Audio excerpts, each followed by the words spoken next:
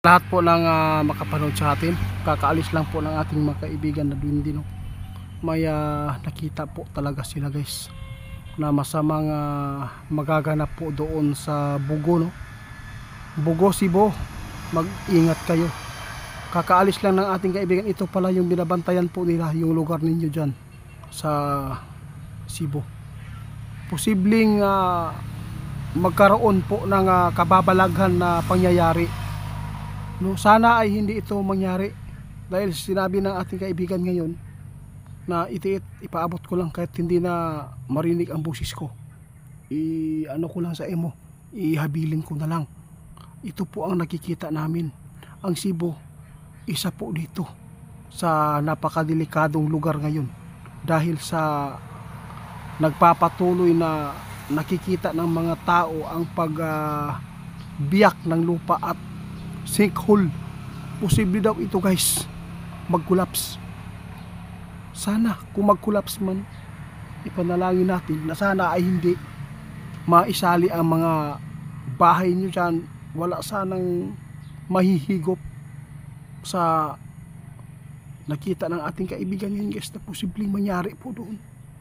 Kung mayroon pong makapanood sa atin, kung mayroon man pong biyak ng inyong bahay dyan na malapit sa inyong bahay, kung mayroon man pong mga bitak ang lupa na malaki na, pwede pong maglikas po kayo muna, kasi natakot si kaibigan. Baka yung mga kabahayan po ninyo dyan baka kumulaps, no? Matangay po sa ilalim kayo at matabunan pa. Tapos yung nangyayari po doon, kung bakit nagaganyan guys, sa tubig po yan. Dahil po ang tubig ninyo dyan sa ilalim ay sobrang ano lang, nakalutang lang talaga ang lupa dyan. Ito po ang sabi ng ating kaibigan kanina. Grabe po ang amin nakikita po doon sa kaharian namin. Yung Cebu, posible itong sa 2028, daghan daw, marami daw mga bahay na hihigupin. Ibig sabihin po nito guys, yung mga sinkhole na nangyayari doon, pasalamat kayo na walang mga bahay ang natangay sa ilalim. Kung nagkakaroon po ng ganyan, si posible guys, madatugan yun mo na. Meron pang mangyayari guys na lindol po, no? Na kasi nagpapatuloy po ang aftershock, pagyanig po doon hanggang ngayon. Kaya kung magkakaroon ulit ng malakas na lindol, sabi ng ating kaibigan, yung mga bitak-bitak po daw ng mga lupa dumalapit sa bahay niyo, posible daw yan lumaki at maging butas at pwedeng mawala ang bahay niyo dyan. Kaya sa lahat ng makapanood, bro, dyan di giya, pakishare ani bro be, na kasi bumanggit ka, para maampingan nato ang mga tao. Sabi ng ating kaibigan na si Jandigia, mas maayo pa daw mubalhin daw sila sa city ang uban kay safety. Bro, walay kundi bro, delikado yapon kung moabot yapon ang lindol na kusog. Mura gid ang gibalik-balik di kaibigan karon. Isa na pud kaayo ang Cebu karon sa pinakadelikado nga lugar, tungod anang sinkhole, tungod anang mga bitak sa yuta diya dool sa mga balay daw. Grabe, nakita pa ng ating kaibigan yung mga bitak-bitak daw dyan sa malapit sa bahay nyo dyan. Naku po, ayaw ng ating kaibigan mapapahamak kayo. Ang natatakutan ng ating kaibigan yun guys, mayroon pang malakas na lindol na paparating.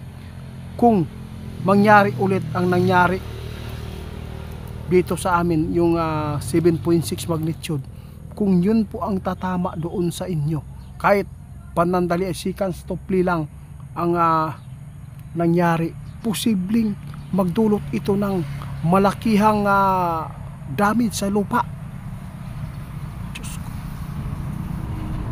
Ayaw lang mo kahadlok guys, hindi talaga kami nagpaabot na manakot lang, kundi ang sa amin dito ay makapagbigay kami ng impormasyon sa inyo. Full storage na naman guys. Ito lang ito lang po ang aking mapaabot sa lahat. Walang sa pilitan dito, nasa inyo lang. Alam po ninyo, isa na po ang kinatatakutan ng mga tao, yung hinulaan ni Indy Perez na ito po ang inaabangan po ngayon na mangyayari. Pero hindi po tayo gusto na mangyari yan, no? Sinabi ni Indy, mayroon pang tsunami, mayroon pang aabot ng 8.0 na magnitude na lindol. Sus, pinapangalanan nila guys ang mga lugar. Isa na po dito ang Davao, pero mas delikado talaga ngayon guys ang Bugo, Cebu, dahil po sa nakitang mga sinkhole doon. Kaya kung ano man po ang mga hula ng mga manghuhula, Pisay o si tawag ana, no?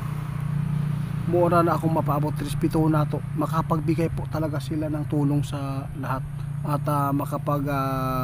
paabot ng awareness ng mga taong nagkakapanti ngayon